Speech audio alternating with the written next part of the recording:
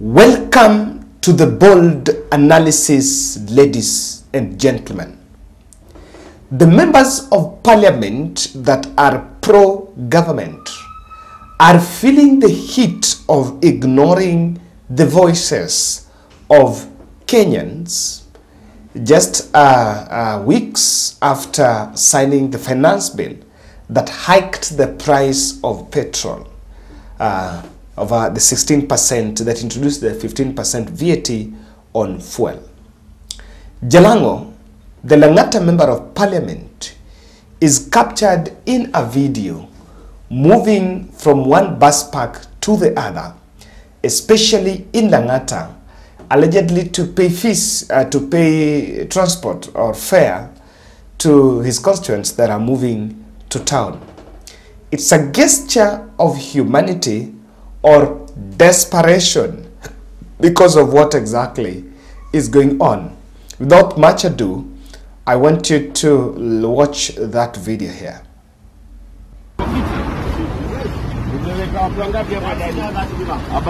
Nani wanaenda tawa ingi hapa na walipia saizi? Harakisha.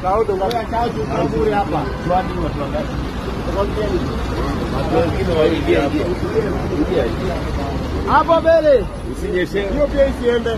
Mimi ndo sema.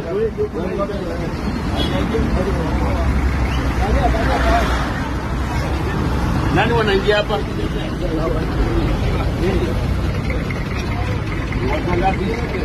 Alipia watu.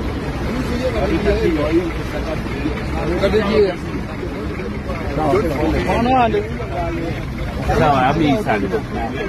Wengia. Eh? 650. Aidia. Alafu ile gari nyingine. Zote. Alafu ile ofisi. Sawa. Okay, sawa. Mupige poa. I'm not equally shocked with that because a direct interpretation is very clear that the MP realized there is a problem. It has taken them too late, and it's true others say too late, too little. Our inboxes, my inbox and your inbox, is full of messages of good Kenyans genuinely looking for help. If it is not about my house rent, then it is about I cannot pay medical fee for my son or my daughter in the hospital. Or it is about I don't have a job because I lost one the other day. Or about buy me food. The price of sugar, a quarter in Nairobi now, is retailing at 60 shillings. 1 kg is ranging around 230. Calculate this to a person who works in Mjengo, who is earning 500 shillings per day, and he has to feed on 100 because the job is really need a lot of energy.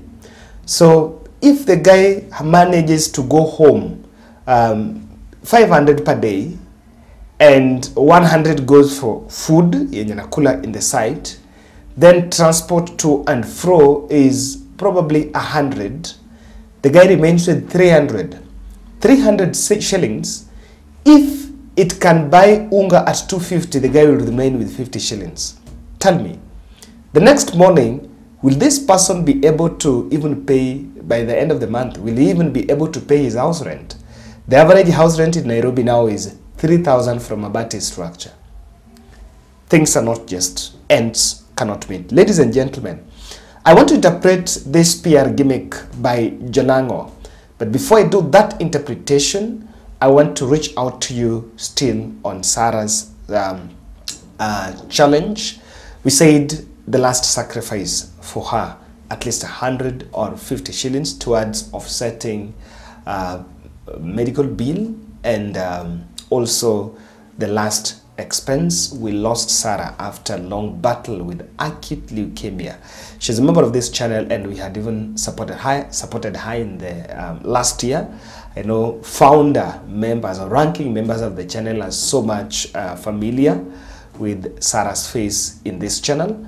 We lost her last week, and the burial is slated for next week on Friday. So we are still reaching out to you because the bills are still overwhelming and the family is really overwhelmed. So for those of us who've been engaging and very close, hanging around, we really know about this. And I want to say thank you very much for those who are turning up and those who have also shown willingness to form for a fund, a special fund towards the son. We shall pick up that discussion later on.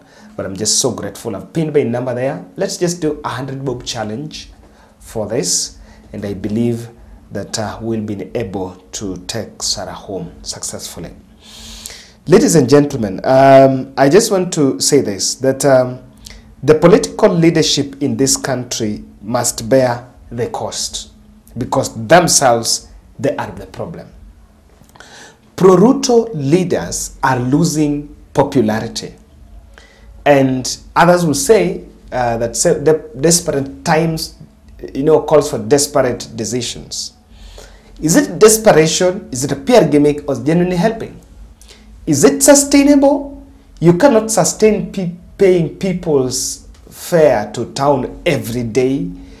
It cannot be, and even if you can do it for a week, but how about the following week? And it cannot be.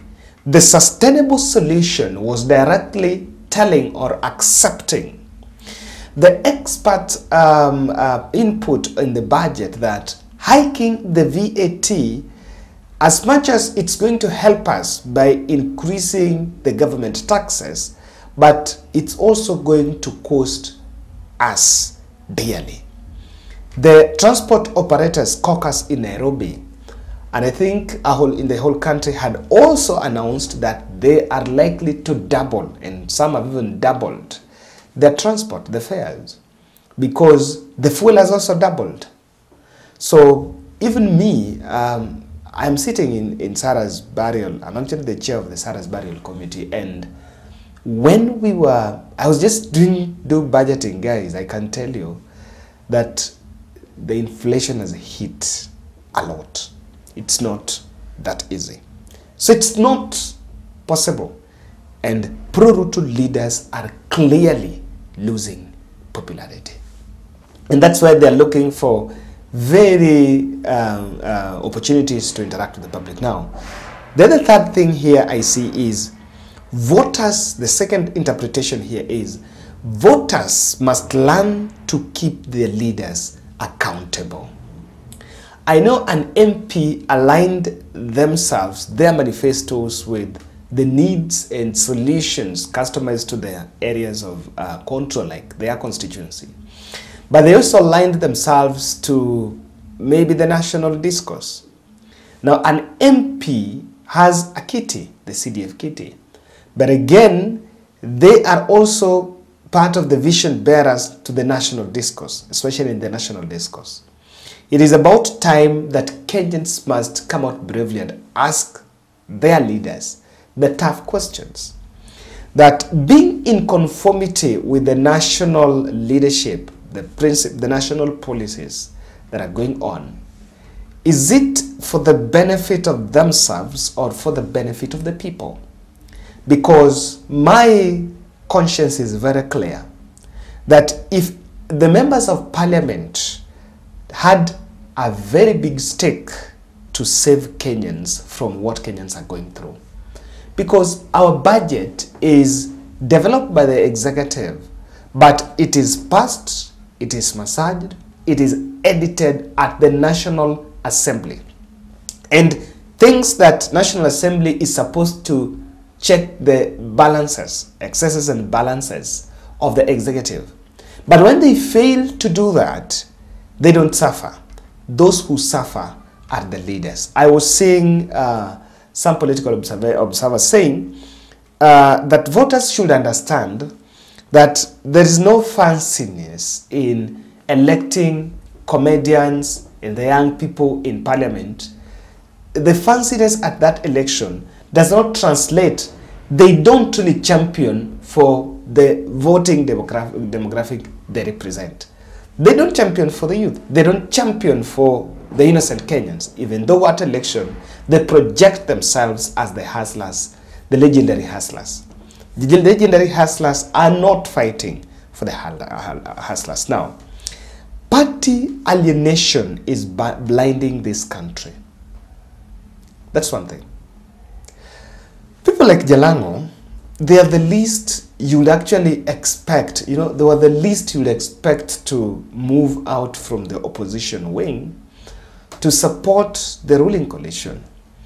And it's not wrong to support the ruling coalition, but it's also right, it is prudent to know where to draw the line. When something is wrong, it is wrong. After this, I have also seen another effort by the same Jalan'go saying that all those events organizers that are organizing events in Langata must make sure that they employ youths from Langata. And now Carnival, some of these areas, we have different events organizers there, even international events. I looked at it and I was like, this is populist statement. And the reason why I'm saying they have lost popularity is, if you look at those are just populist statements, because how is it going to make sure that those have been employed there are people from that region? And it is one-off. If it is an event, if there is a festival in Carnival, it's just one-off.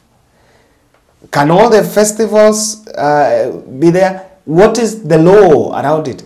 It doesn't even have powers on it by saying that all those that are employed, all those are supposed to be employed. It's a very good idea, but does he have the powers to execute it? No.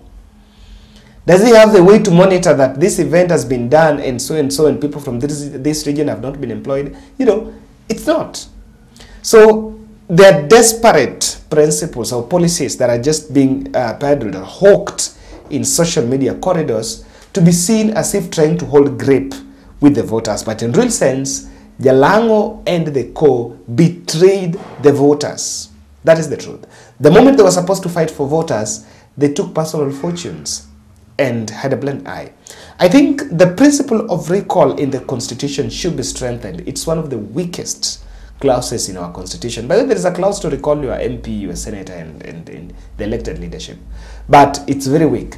If we can try that, in fact, if we can figure out, I think 5 years is just too long, we should strengthen the recall principle and even allow people to have midterm elections. Areas where people feel our MP is not doing what it is after 2 years, we should allow recall so that people can be on toes.